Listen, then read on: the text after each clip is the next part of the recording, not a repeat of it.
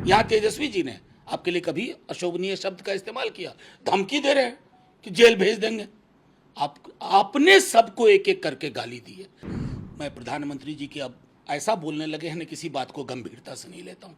Reservation खत्म करने में प्रधानमंत्री जी आपकी महती भूमिका है। इतना गाली गलौज प्रधानमंत्री ने किया है ना, इतनी अपशब्द का इस्तेमाल किया है। मैंने कई उदाहरण दिए।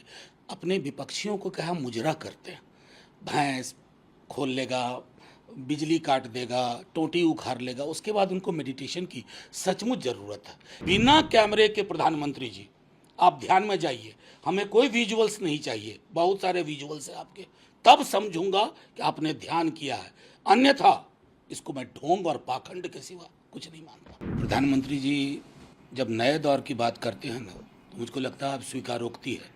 पुराना दौर सचमुच में जाने वाला है, जो जुमलेबाजी का दौर था।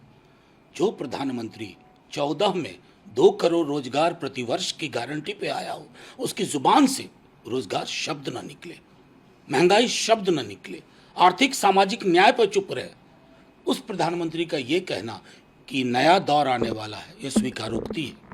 देश की राजनीति करवट ले रही है। बदलाव 4 जून से होगा और वो बदलाव संविधान के पक्ष में होगा, युवाओं के रोजगार के पक्ष में होगा, सामाजिक सौहार्द के पक्ष में होगा। जहां नफरत की नुकीली दीवारें खड़ी कर दी गई हैं 10 वर्ष में, तो प्रधानमंत्री जी इस कन्फेशन के लिए आपका थैंक यू वेरी मच। कह रहे हैं कि पिछले 24 साल से मैं गालियां सुन रहा हूं और मैं अब गाली प्रूफ हो चुका हूं। कौन सी बात करते हैं, झूठ बोलते हैं सुबह शाम। किसने गाली दी? अरे आपको कोई गाली देगा तो उठा करके, आप तो बिना गाली के उठा के जेल में भेजने की धमकी देते हो। यहाँ तेजस्वी जी ने आपके लिए कभी अशोभनीय शब्द का इस्तेमाल किया? धमकी दे रहे हैं कि जेल भेज देंगे। आपने सबको एक एक करके गाली दी है। मुजरा क्या है? आभूषण है। मटन, मछली, भैंस खोल लेगा, मंगलसूत्र छीन लेगा, बिजली काट देगा, टोटी उखाड़ लेगा। ये क्या? ये प्रधानमंत्री की भाषा है? कोई नहीं गाली दे रहा प्रधानमंत्री जी। आपको सपने में वो ख्याल आते हैं वो जो दिन भर आप खुद करते रहते हैं।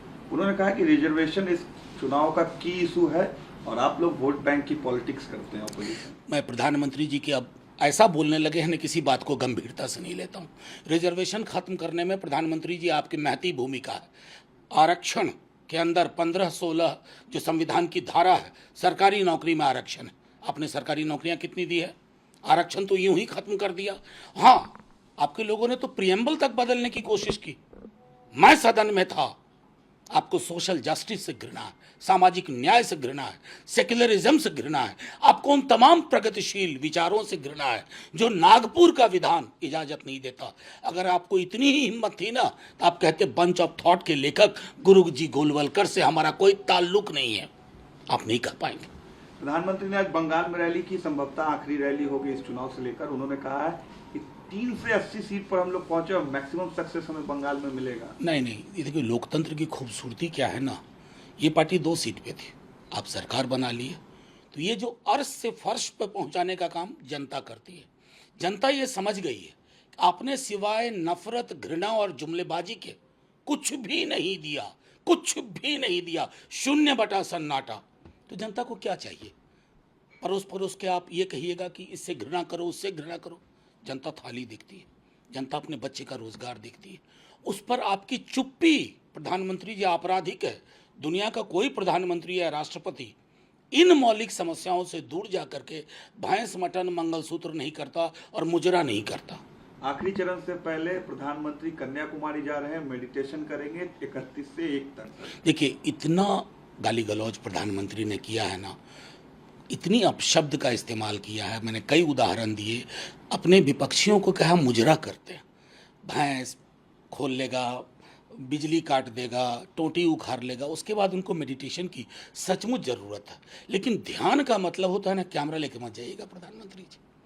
ध्यान का मतलब होता है आत्मचिंतन। कैमरा लेके गए तो फिर तो कैमरा जीवी है साहब। कैमरा मुक्त मेडिटेशन करिए तो आपको ख्याल आएगा कि बीते पूरे 7 चरण में आपने किस प्रकार की शब्दावली का इस्तेमाल किया। उसके लिए प्रायश्चित भी कर लीजिएगा उस मेडिटेशन में, वो ज़्यादा उचित है। बाकी ये वाला जो ट्रिक है ना, ये घिस काफ़ी चुका है। इसलिए मैं बार बार आग्रह कर रहा हूँ कि बिना कैमरे के प्रधानमंत्री जी आप ध्यान में जाइए, हमें कोई विजुअल्स नहीं चाहिए, बहुत सारे विजुअल्स हैं आपके, तब समझूंगा कि आपने ध्यान किया है, अन्यथा इसको मैं ढोंग और पाखंड के सिवा कुछ नहीं मानता।